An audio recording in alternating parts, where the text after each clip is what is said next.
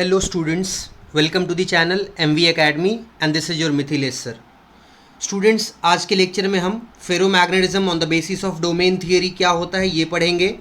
फिर हम इसके बाद पढ़ेंगे आपका Curie temperature under the heading effect of temperature. ठीक है बच्चों। फिर हम उसमें पढ़ेंगे हिस्टेरेसिस लूप, हिस्टेरेसिस साइकिल क्या होता है, वो कैसे काम करता है। फिर उसके बाद बच्चों हम इसमें पढ़ेंगे इलेक्ट्रोमैग्नेट एंड परमानेंट मैग्नेट के बारे में। ठीक है। एंड देन लास्ट में हम मैग्नेटिक शील्डिंग क्या होता है वो पढ़ेंगे बच्चों। ठीक है। तो ये हमारा मैग्नेटिक मटेरियल्स वाले चैप्टर का ये लास्ट वीडियो है बच्चों। आज हम ये चैप्टर कंप्लीट कर लेंगे। ठीक है।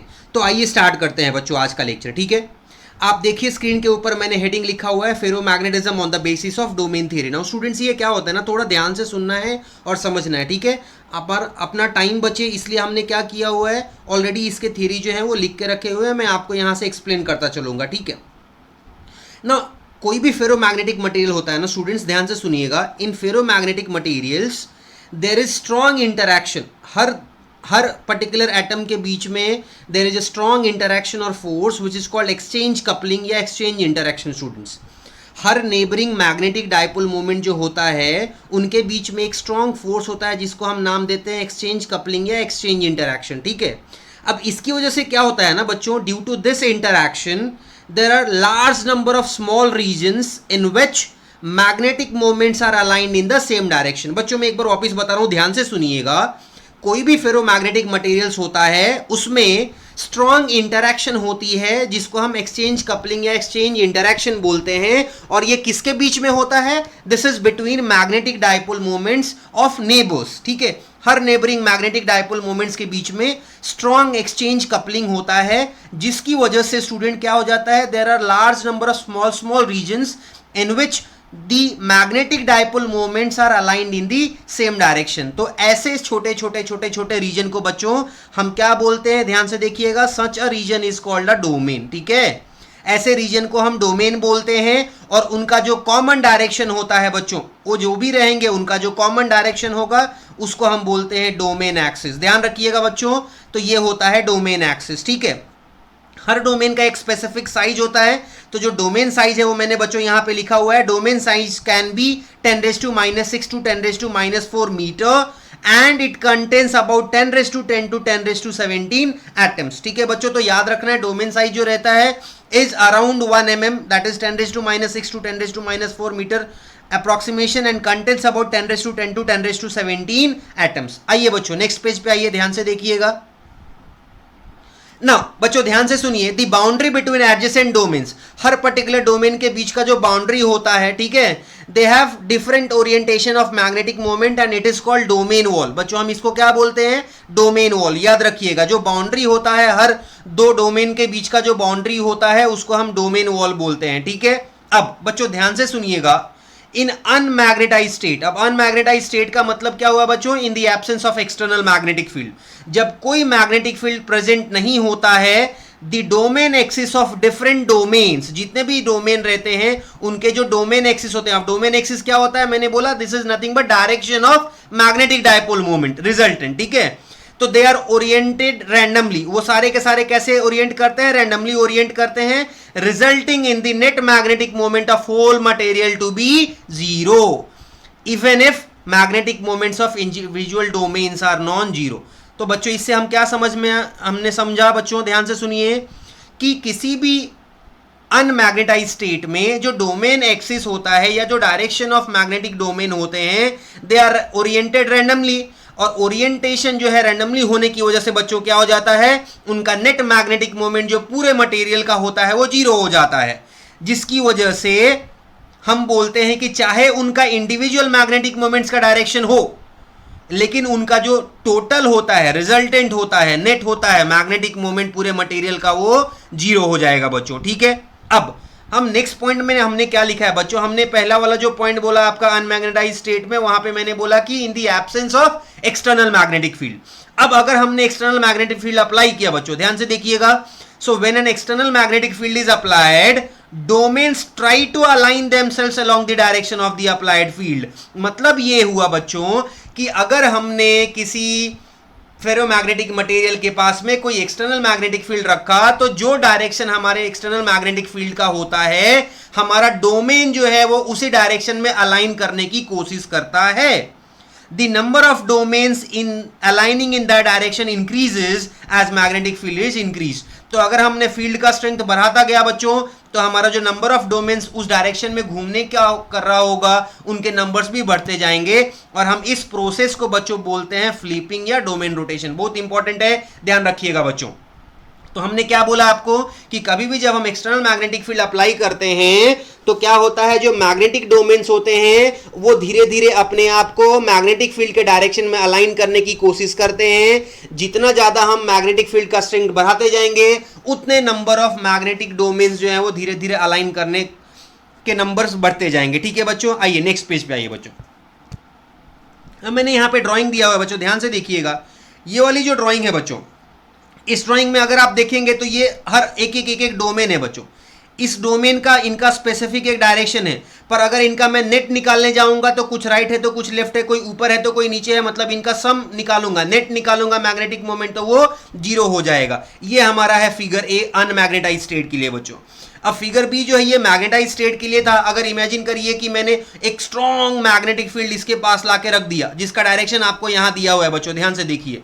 तो इसके अंदर जितने भी रे आपको दिख रहे थे, ये हो गया, ये हो गया, ये हो गया, ये हो गया, सारे के सारे जो है देखिए ध्यान से, ये सब के सब जो है वो घूम गए हैं किसके डायरेक्शन में, बी वेक्टर के डायरेक्शन में.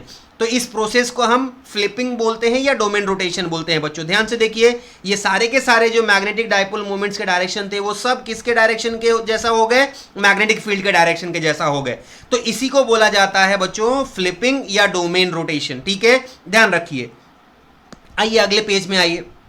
तो मैंने यहां पे लिख दिया है कि when sufficiently high magnetic field is applied, all the domains coalesce together, यानी combine together to form a giant domain as shown in figure B. आपको बताया बच्चों, अब जब स्ट्रॉन्ग एक्सटर्नल मैग्नेटिक फील्ड अपन रिमूव करते हैं तो जो एक बार डोमेन चेंज हो गया वो वापस अपने ओरिजिनल पोजीशन में रिटर्न नहीं होता है, और जो नेट मैग्नेटिक मोमेंट होती है वो जीरो नहीं हो सकती. मतलब हम ये बोल सकते हैं कि फेरोमैग्नेटिक मटेरियल जो है वो अपना मैग्नेटाइजेशन जो है वो लूज नहीं करेगा, वो हमेशा के लिए मैग्नेटाइज हो गया. ठीक है. अब such materials are use in preparing permanent magnets. तो ऐसे मटेरियल्स जो एक बार मैग्नेटाइज करने से उनका मैग्नेटाइजेशन वो खोते नहीं हैं, लूज नहीं करते हैं, ऐसे मटेरियल्स को हम यूज करके क्या बनाते हैं बच्चों, परमानेंट मैग्नेट्स. आई होप बच्चों आपको इतना बात समझ में आया. बहुत इंपॉर्टेंट क्वेश्चन है, इसको ध्यान से पढ़ लीजिएगा. चलिए हम अगले हेडिंग पे चलते हैं बच्चों.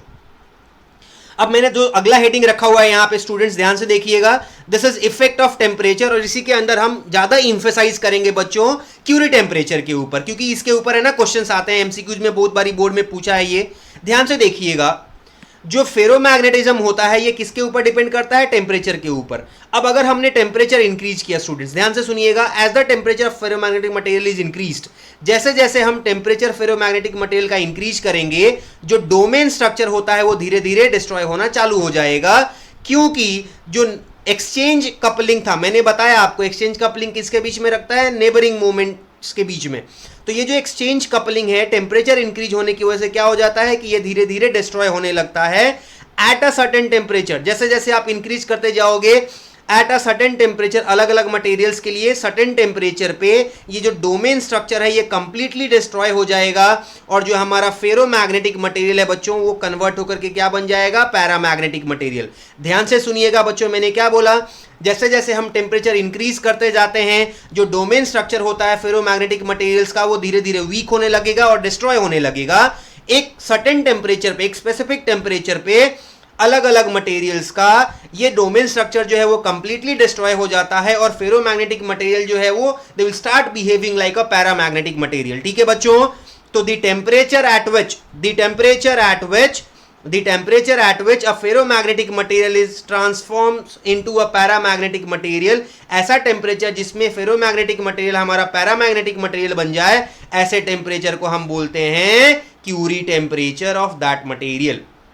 तो बच्चों याद रखना है कि the temperature at which ferromagnetic material gets converted या transformed into paramagnetic material, that temperature is called Curie temperature. ठीक है बच्चों, आगे आइए. अब ध्यान से देखिएगा बच्चों, the relation between magnetic susceptibility, आपको पता है मैग्नेटिक ससेप्टिबिलिटी हमने ईटा को पढ़ा हुआ है, ठीक है। So the relation between magnetic susceptibility and the temperature given के बीच में देखिए ये रिलेशन है बच्चों, ससेप्टिबिलिटी जो रहता है some constant upon temperature given minus आपका ये क्या है, क्यूरी टेम्परेचर टीसी।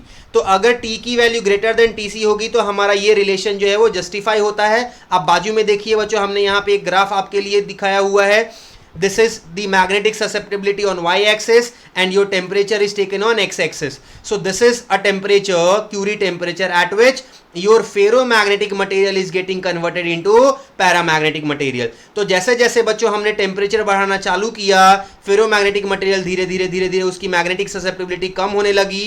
कम होते होते होते एक ऐसा पॉइंट आया जब आपका एक स्पेसिफिक टेम्परेचर पे मेरा जो फेरोमैग्नेटिक मटेरियल है वो किस में कन्वर्ट हो गया, पैरामैग्नेटिक मटेरियल में।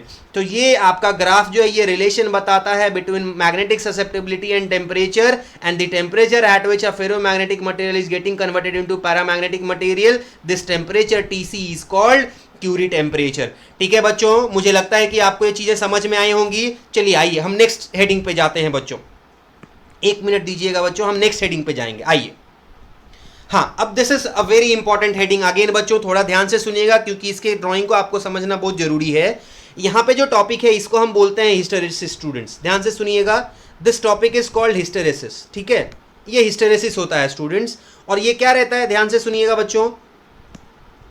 हिस्टेरेसिस में हम क्या करते हैं, देखिए एक कोई फेरोमैग्नेटिक मटेरियल कंसीडर कर लीजिए जो अनमैग्नेटाइज स्टेट में है, ठीक है। और ऐसे मटेरियल का एक रॉड जो है हम सोलेनॉइड के अंदर पुट करते हैं और धीरे धीरे हम सोलेनॉइड में करंट इंक्रीज करना चालू करते हैं। तो क्या होगा बच्चों, मैग्नेटिक फील्ड जो है वो जनरेट होगा और वो मैग्नेटिक फील्ड क्या करेगा, जो हमने रॉड सोलेनॉइड के अंदर डाला है वो उसको मैग्नेटाइज करने लगेगा।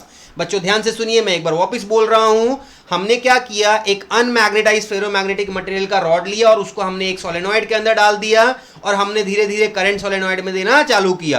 तो थोड़े टाइम बाद क्या होगा, मैग्नेटिक फील्ड जो जनरेट होएगी सोलेनॉइड के अंदर, वो मैग्नेटिक फील्ड हमारे रॉड को मैग्नेटाइज करेगा। अब ये हिस्टेरेसिस कर्व जो रहता है, it represents relation between magnetic induction capital B and magnetic intensity capital H. और ये रिप्रेजेंट करता है behaviour of a material during one cycle of magnetization. अब इसका मीनिंग क्या होता है बच्चों, आइए एक बार देख लीजिएगा ध्यान से। देखिए ये ग्राफ देखिए स्टूडेंट्स, ग्राफ हमने किसके किसके लिए लिया है, वाई एक्सिस पे हमारा बी है और एक्स एक्सिस पे हमारा मैग्नेटिक इंटेंसिटी एच है। बी को हम मैग्नेटिक इंडक्शन बोलते हैं, एच को हम मैग्नेटिक इंटेंसिटी बोलते हैं। So basically hysteresis curve is nothing but it represents graph between B and H. ठीक है बच्चों, अब ध्यान से सुनिएगा, हमने जो मटेरियल लिया है एट पॉइंट ओ पे, ये मान लीजिए कि नॉन मैग्नेटाइज स्टेट में है। पॉइंट ओ पे स्टूडेंट्स, ग्राफ ध्यान से देखिएगा, पॉइंट ओ पे मटेरियल जो है वो अनमैग्नेटाइज स्टेट में है। अब मैं क्या करूं बच्चों, ध्यान से सुनिएगा, मैं धीरे धीरे एच की वैल्यू बढ़ा रहा हूं। अब एच की वैल्यू कैसे बढ़ेगी, हम धीरे धीरे करंट बढ़ाना चालू करेंगे सोलेनॉइड में। तो आपको पता है एच का फॉर्मूला होता है H is equal to N I. तो जैसे जैसे आप करंट बढ़ाओगे एच की वैल्यू बढ़ती जाएगी। तो मैंने धीरे धीरे एच का वैल्यू बढ़ाना चालू किया बाय इंक्रीजिंग आई, और इसकी वजह से क्या हो रहा है, आपका बी भी इंक्रीज कर रहा है। बट ग्राफ कैसा है बच्चों, ध्यान से देखिएगा, ये वाला जो ग्राफ है from O to A, this graph is non linear. ठीक है, अब जब पार्टिकल जो है वो पॉइंट ए पे चला गया, तो पॉइंट ए पे जाने के बाद ये मैक्सिमम मैग्नेटाइजेशन है। इससे ज्यादा मटेरियल जो है, जो हमारा रॉड है, ये मैग्नेटाइज नहीं हो सकता है बच्चों। मतलब ये हुआ बच्चों कि यहाँ पे अगर मैं आने के बाद एच की वैल्यू इंक्रीज करूं तो भी बी का वैल्यू जो है वो इससे ज्यादा इंक्रीज होगा नहीं। ठीक है, so this is your saturation magnetization condition of the rod. I hope बच्चों आपको ये समझ में आया। अब ध्यान से सुनिएगा बच्चों, अब हम क्या करते हैं, अगले पेज में जाते हैं बच्चों, ध्यान से सुनिएगा। अगर मैंने करंट को रिड्यूस किया, हम पॉइंट ए पे पहुंच गए बच्चों, ध्यान से देखिएगा, वापिस हम ओ से ए पे आ गए थे। अब मैं ए पे आने के बाद क्या करूंगा, अगर मैं करंट को रिड्यूस करूंगा तो मेरा जो साइकिल होगा वो ये वाले पाथ से रिटर्न नहीं आएगा। मतलब ये प्रोसेस ओ से ए वाला जो है, ओ से ए वाला जो प्रोसेस है ये रिवर्सिबल नहीं है बच्चों, याद रखिएगा। ओ से ए पे जो हम गए हैं, अगर हम करंट बढ़ा रहे थे तो हम ओ से ए पे आ गए हैं, पर अगर हम करंट रिड्यूस करेंगे तो हम इस पाथ को वापस रिट्रेस नहीं कर सकते। मतलब ये प्रोसेस जो है ये रिवर्सिबल नहीं है। अब ध्यान से सुनिए, अगर हम करंट रिड्यूस करते जाएंगे मतलब एच की वैल्यू रिड्यूस होती जाएगी, तो अब हम ए से जो हमारा ग्राफ फॉलो हो रहा है बच्चों, वो हम ए से बी की तरफ जाएंगे। ठीक है, तो अगले पॉइंट में हम आते हैं, ध्यान से सुनिएगा। At this stage, if the current in the solenoid is reduced, the earlier path of the graph is not retraced, hence the process is not reversible. ये मैंने आपको बच्चों बताया कि जब हम O से A पे गए, फिर जब हम A पे जाने के बाद अगर हम करंट कम करते हैं तो हम वापस OA वाले पाथ को रिट्रेस नहीं कर सकते हैं, इसीलिए हम प्रोसेस को क्या बोलते हैं कि प्रोसेस इज नॉट रिवर्सिबल. ठीक है. अब हम क्या कर रहे हैं, करंट को धीरे धीरे कम कर रहे हैं, तो मैग्नेटिक इंटेंसिटी भी कम होगी. एट पॉइंट बी, ए से जब मैं बी पे आऊंगा तो बी पॉइंट पे क्या हो जाएगा बच्चों, ध्यान से देखिएगा. एट पॉइंट बी एच की वैल्यू तो जीरो है, पर क्या बी का वैल्यू जीरो है? It is not zero. क्यों? वाई एक्सिस पे है वो. ठीक है. The value of magnetic induction B left in the material when magnetizing force is reduce to zero. मतलब ध्यान रखिएगा बच्चों, मैग्नेटिक इंडक्शन कैपिटल बी का वो वैल्यू जब आपका मैग्नेटिक इंटेंसिटी, जिसको हम मैग्नेटाइजिंग फोर्स भी बोलते हैं, ऐसा मैग्नेटिक इंडक्शन का वैल्यू जब मैग्नेटिक इंटेंसिटी या मैग्नेटिक फोर्स, जिसको हम कैपिटल एच बोलते हैं, जीरो हो जाए, ऐसे पॉइंट को हम रिटेंटिविटी या रेमिनेंस ऑफ द मटेरियल बोलते हैं. ठीक है. और ये क्या शो करता है बच्चों? This shows that some domain alignment is retained even when H is zero. मतलब जब एच का वैल्यू जीरो है तो भी कुछ ना कुछ डोमेन अलाइनमेंट, डोमेन की स्पेसिफिक डायरेक्शन है. ठीक है बच्चों, ध्यान रखिएगा. The current in the solenoid is now reverse. अब हम क्या कर रहे हैं, करंट जो है सोलेनॉइड का वो रिवर्स कर दे रहे हैं और फिर हम इंक्रीज कर रहे हैं. तो डोमेन एक्सिस जो होगा वो स्टार्ट गेटिंग रैंडमली ओरिएंटेड, वो वापस से ये रैंडम ओरिएंटेशन करना चालू करेगा. नेक्स्ट पेज में आइए बच्चों. और ये रिड्यूस करते करते कहां तक जाएगा? एक पर्टिकुलर वैल्यू ऑफ एस तक. मतलब हम पॉइंट सी पे पहुंच गए. अब ध्यान से देखिएगा बच्चों, ग्राफ पे आइए, वापस मैं बताता हूं. हम ए से बी पे गए थे और हम वापस अब हमने डायरेक्शन चेंज कर दिया, डायरेक्शन रिवर्स कर दिया, तो हम क्या होगा, बी से सी पे आ गए बच्चों. पॉइंट सी पे आए तो आप ध्यान से देखिए, इस पॉइंट पे क्या हो रहा है बच्चों, इस पॉइंट पे बी की वैल्यू तो जीरो है. अगर पॉइंट सी एक्स एक्सिस पे है तो उसकी वाई की वैल्यू जो होगी वो जीरो होगी. मतलब at point C B is zero but H is not equal to zero. तो इस पॉइंट को हम बच्चों कोएर्सिविटी बोलते हैं. ध्यान रखिएगा, बहुत इंपॉर्टेंट है. तो रिटेंटिविटी वो पॉइंट होता है जहां पे क्या होगा, रिटेंटिविटी वो पॉइंट होता है जहां पे एच की वैल्यू तो जीरो हो पर बी जीरो ना हो. वैसे ही कोएर्सिविटी वो पॉइंट होता है एक्सिस में जहां पे एच की वैल्यू जीरो ना हो पर बी की वैल्यू जीरो हो बच्चों. ध्यान रखिएगा. हम अगले पेज पे चल रहे हैं बच्चों. तो मैंने आपको अभी ये वाला पॉइंट समझाया बच्चों. ऐसा पॉइंट जहां पे हमको b का वैल्यू जो है जीरो हो जाए पर h की वैल्यू जीरो ना हो, ऐसे पॉइंट को हम कोएर्सिविटी ऑफ मटेरियल बोलते हैं. ठीक है. अब as the reverse current in solenoid is increase, अगर वापस हम इंक्रीज करेंगे तो वो क्या होगा, वो सैचुरेशन पॉइंट पे चला गया. कहां से कहां जाएगा बच्चों, ध्यान से देखिएगा ग्राफ में. तो अगर हमने वापस इसको इंक्रीज किया तो ये देखो रिड्यूस किया, तो ये आपको यहां से यहां जो आएगा वो सी से डी पे आ जाएगा. अब डी आपका वापस से सैचुरेशन पॉइंट है. ऐसा क्यों, मैंने ऐसा क्यों बोला, क्योंकि इस पॉइंट पे आने के बाद अगर आपने वापस एच की वैल्यू जो है वो ये करी, चेंज करी, तो इससे बी के वैल्यू पे कोई इंपैक्ट नहीं होगा. इससे कम वैल्यू बी का हो ही नहीं सकता. ठीक है बच्चों. तो वापस हम इसको बोलते हैं कि this is saturation in opposite direction. ये मैक्सिमम वैल्यू है अपोजिट डायरेक्शन में, ये मैक्सिमम वैल्यू है फॉरवर्ड डायरेक्शन में, ये मैक्सिमम वैल्यू है अपोजिट डायरेक्शन में. सो this is saturation in forward direction, this is saturation in opposite direction students. ठीक है. आई होप बच्चों आपको ये समझ में आया होगा. तो अब मैंने क्या बताया एक बार ध्यान से सुनिएगा. अब वापस से अगर अपन ने ये प्रोसेस फॉलो किया, वापस से इंक्रीज करना चालू किया, तो मटेरियल डी से सी पे जाएगा, फिर सॉरी डी से ई पे जाएगा, फिर ई से एफ पे जाएगा एंड वापस एफ टू ई पे जाएगा by the same process that we had follow. ठीक है. तो जैसे ही मटेरियल डी से ई और ई एफ से होते हुए ए पे पहुंच जाएगा, हमने ओ से स्टार्ट किया था, ए पे गए और हम ए से वापस ए पे आ गए, तो when material returns back two point A, हम बोलते हैं कि हमारा मटेरियल ने एक साइकिल ऑफ मैग्नेटाइजेशन कंप्लीट कर लिया है. The material has completed one cycle of magnetisation. और ये जो लूप मिला है स्टूडेंट, इसी लूप को हम हिस्टेरेसिस लूप बोलते हैं. और इसने ये जो साइकिल कंप्लीट किया है बच्चों, इस साइकिल को हम हिस्टेरेसिस साइकिल बोलते हैं. ठीक है. आ जाइए लास्ट पेज में, आ जाइए बच्चों इसके एक्सप्लेनेशन में. तो मैंने यहाँ पे देखिए ध्यान से, मैंने यहाँ पे लिखा हुआ है बच्चों, ध्यान से देखिएगा. The solenoid current is now reduced. H reduces in direction of V along the path DE. This means domain structure is present but direction of magnetization is reversed. तो जब हम DE पे जा रहे हैं तो हमको क्या हो रहा है, डोमेन स्ट्रक्चर तो प्रेजेंट है पर डायरेक्शन ऑफ मैग्नेटाइजेशन जो है वो रिवर्स हो गया है. ठीक है बच्चों. अगले पेज में आइए. फर्दर इंक्रीज इन करंट क्या करता है, EFA कर्व प्लॉट करता है और हम वापस कहाँ पहुंच जाते हैं, पॉइंट ए पे. तो ऑन रीचिंग पॉइंट ए हमारा one loop is complete and this loop is called hysteresis loop and the process of taking magnetic material through loop once. एक बार अगर हम इस पूरे लूप में एक मटेरियल को ट्रेवल करा देते हैं तो हम बोलते हैं कि उसने एक हिस्टैरिसीस साइकिल कंप्लीट कर लिया है। ठीक है बच्चों, आई थिंक आपको समझ में आया। ये एक थियरी क्वेश्चन है, आप इसको ध्यान से पढ़ लीजिएगा एक दो बारी रिपीट करके। ठीक है बच्चों, चलिए आइए अगले पेज में चलते हैं, हम अगले हेडिंग के ऊपर। अगेन ये एक थियरी क्वेश्चन है बच्चों, मैं ज़्यादा एफर्ट नहीं लूंगा, आप ध्यान से सुनिएगा। आपके बुक में परमानेंट मैग्नेट और इलेक्ट्रोमैग्नेट एक हेडिंग दिया हुआ है ना। नॉर्मली इलेक्ट्रोमैग्नेट क्या होते हैं बच्चों, इलेक्ट्रोमैग्नेट जो रहते हैं ये सॉफ्ट आयरन से बनते हैं और परमानेंट मैग्नेट जो रहते हैं ये हार्ड आयरन से बनते हैं। ठीक है, soft iron having large permeability greater than 1000 and small amount of retaining magnetization, ऐसे मटेरियल जो रहते हैं उससे हम क्या बनाते हैं, इलेक्ट्रोमैग्नेट्स। ठीक है, For this purpose, a soft ferromagnetic material or soft iron rod is placed in a solenoid core. तो solenoid जो रहता है उसके कोर में हम ऐसे मटेरियल को डाल देते हैं सॉफ्ट आयरन को, और हम करंट को पास करते हैं तो थोड़े टाइम बाद क्या हो जाता है, इसका जो मैग्नेटिक फील्ड है वो 1000 फोल्ड्स बढ़ जाता है स्टूडेंट्स। ठीक है, आइए अगले पेज में आइए बच्चों। When the current through the solenoid is switched off, अगर हमने करंट बंद कर दिया सोलेनॉइड का तो जो मैग्नेटिक फील्ड है मटेरियल या रॉड के साथ में वो भी जीरो हो जाएगा। ठीक है, मतलब सॉफ्ट आयरन से हम इलेक्ट्रोमैग्नेट इसलिए बनाते हैं क्योंकि ये मटेरियल जो रहते हैं इजीली मैग्नेटाइज और डीमैग्नेटाइज हो जाते हैं बच्चों। ठीक है, अब हमने कुछ यूजेस लिखा हुआ है स्टूडेंट्स इलेक्ट्रोमैग्नेट्स का। ये कहाँ कहाँ यूज होता है, इलेक्ट्रिक बेल्स में, लाउड स्पीकर्स में, सर्किट ब्रेकर्स में, and also in research laboratories. Giant electromagnets, huge electromagnets are used in cranes to lift heavy loads made of iron.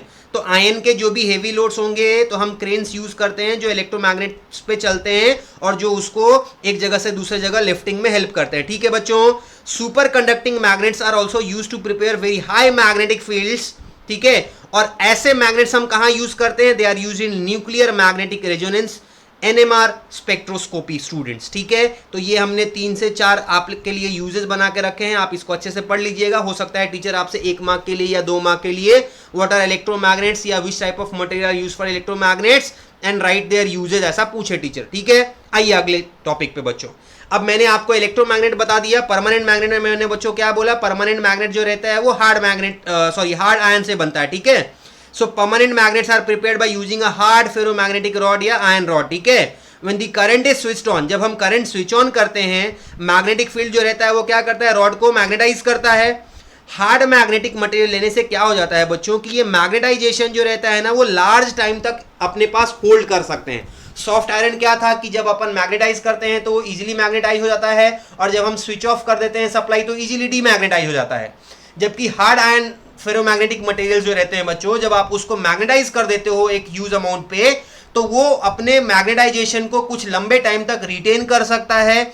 और यही रीजन है कि अगर आप स्विच ऑफ भी करते हो तो उसमें कुछ ना कुछ टाइम तक मैग्नेटाइजेशन रह जाता है, और इसी को हम परमानेंट मैग्नेट्स बोलते हैं बच्चों। और ऐसे मटेरियल्स को हम यूज करके परमानेंट मैग्नेट्स बनाते हैं। ठीक है बच्चों, आई थिंक आपको ये भी कंटेंट समझ में आया होगा। आज ये अगले पेज पे ये बच्चों मैंने आपके लिए एक सॉफ्ट और हार्ड आयरन के लिए रखा हुआ है, ध्यान से देखिएगा। Soft ferromagnetic materials can be easily magnetised and demagnetised. ये दोनों आपको हिस्टैरिसीस साइकिल बनाए हुए हैं बच्चों, ध्यान से देखिए।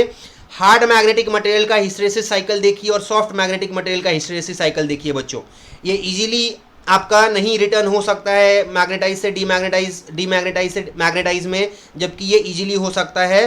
तो ये आपका जो हम सॉफ्ट मैग्नेटिक मटेरियल यूज़ करते हैं वो हमको किस लिए होता है, इलेक्ट्रोमैग्नेट के लिए, और हम हार्ड मैग्नेटिक मटेरियल जो यूज़ करते हैं वो किस लिए होता है, परमानेंट मैग्नेट्स के लिए। और ये उनके बीच के ग्राफ का रिलेशन है हिस्टैरिसीस कर्व का। ठीक है बच्चों, आइए अब ये हमारे पूरे मैग्नेटिक मटेरियल्स चैप्टर का लास्ट हेडिंग है बच्चों, मैग्नेटिक शील्डिंग। अब ये ध्यान से सुनिएगा क्या होता है बच्चों।